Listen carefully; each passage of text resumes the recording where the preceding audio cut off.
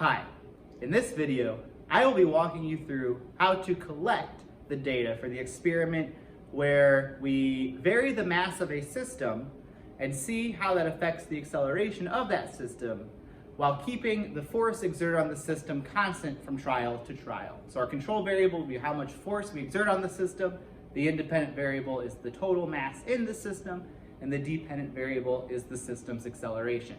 So, what system are we going to be looking at? We're looking at a system which consists of this cart and this mass hanger and the string that ties them together. This is our total system here, and we'll change the mass of the system by adding bars to the cart. We have these metal bars here that stack nicely, one on top of the other, kind of like Legos. So that's how we'll change the system mass. We'll keep the force exerted on the system constant between trials by not changing the mass on the hanger. So if we keep this amount the same each time, that will keep the net force on this total system constant because it is the gravitational force exerted on that hanger by the Earth which provides the net unbalanced force accelerating the system. And so a trial is going to look like this. We'll have the cart on the track and the mass hanger pulled over the end, or strung over the end of this pulley. We will let go, catch it at the other end, and we'll use the motion detector at this end of the track to measure the motion of the cart. That's one trial. The next trial will be the same thing, but we'll add mass to the cart. There we go, make sure the string is over the pulley, grab a bar of mass, add it to the cart, let go, catch it at the other end, and there you have it. That's the next trial. We've increased the mass of the system by adding a bar of mass to the cart, but we kept the force pulling the system along constant by not changing how much mass was hanging off the end. That's the gist of what we're going to do. Let me walk you through in detail a few trials and collect some data with you. So, first we're going to start by measuring the initial mass of this system. I'm going to grab the phone and we'll do that together. Here we go. Here's our system. I'm going to grab it. We're going to bring it over to the scale. Dun, dun, dun, dun. Turn the scale on. Wait for it to count down. We'll zero the scale if needed. Although usually when you first turn it on, you don't need to do that. And we'll check. There we go. Our initial system mass, 276.1 grams. 276.1. So I'm going to go over to my data table here and write that down before I forget it. 276.1. There we go. You may notice the whiteout. This is my third take on trying to make this video. Anyways, now let's look at this data table together. The system mass is our independent variable. We will be changing it, and we'll see how that affects the acceleration. Our control variable is how much mass we have on the hanger. Grabbing the hanger here to show you, I personally have a 50-gram disc hanging on the hanger, which is 5 grams itself. And so the hanger mass is 55 grams. And that won't change in this experiment. Now, you don't have to use 55 grams. In fact, I encourage different lab groups to use different amounts of hanging mass.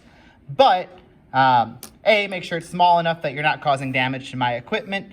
Really, that's it. Make sure you're using a small enough mass that you're not damaging equipment, but still big enough, I guess, that it can pull everything along. And yeah, but different lab groups using different values for this control variable would actually be helpful for our discussion. So there we go. We know this initial system mass. Now let's go ahead and measure the acceleration of this system. To do that, we're going to use this motion detector. We're going to check that the motion detector is on cart mode, that it's all plugged in to this LabQuest Mini, and the LabQuest Mini is plugged in to the back of the computer. When we do that, you're going to then click on Logger Pro, which is this icon at the bottom of your screen. And there we have it. So we have the position icon down there, and that tells me that Logger Pro automatically detected that there is a motion detector plugged in. You can also tell because it gives you automatically a position versus time graph and a velocity versus time graph. If you're not seeing this, then usually the troubleshooting thing to do is look for the cable that's plugged into the back of the computer, so back here, and unplug it and plug it back in. But we're good to go. And so I'm gonna have the cart move along the track after pressing this green play button, and that will allow me to record some data. So let me show you what that looks like.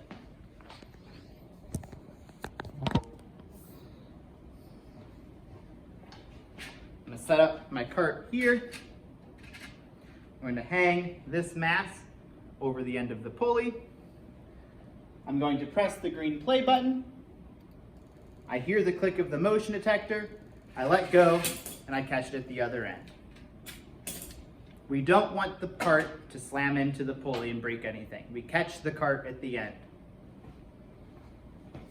Let's look at our data together. So, this is what the graphs look like. We can have position versus time on the top, velocity versus time on bottom. We see there's a long portion where I was holding on to the cart and nothing happened. I let go and the cart sped up. We see this because there's a curve on the position graph, which is getting steeper. We also see this because the velocity graph is getting further away from 0 meters per second.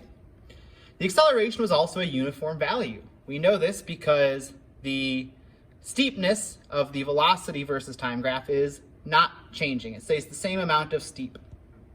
So our goal here is going to be to get a measurement of the acceleration. Acceleration is the slope on a velocity versus time graph. So we need to find the slope of the graph during this portion where the cart was being pulled along after I let go. The first thing I want to do is actually zoom in on the graph so they're a bit easier to see. There is an auto scale button right up here. I'll zoom in on that. And if I click on the auto scale button, I'll click on it 3, 2, 1. We can see that the graphs zoom in on the data. And so that helps us see things. And now I'm looking at a max velocity of around 1.5 meters per second, whereas before it said 4 meters per second. So we just zoomed in. That's all we did here. And now I want to find the slope of the graph during this portion. To do that, I'm going to click and drag to highlight the relevant portion of the graph. And then I want to run a line of best fit through that portion of the velocity graph.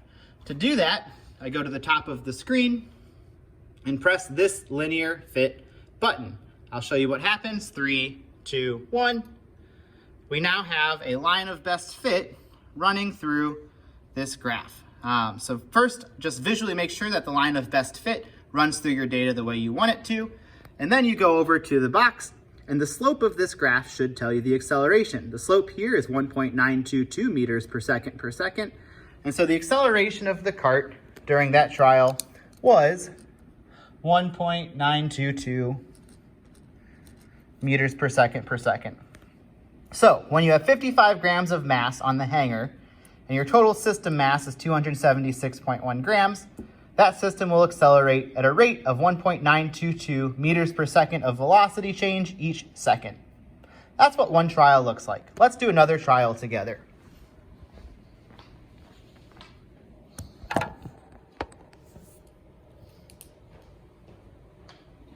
In this second trial, I'm going to again keep the hanging mass constant, but I'm going to change the system mass by adding a bar.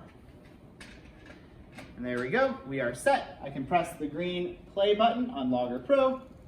I let go, I catch it at the other end, and there we have it. Let's look at what that data looks like.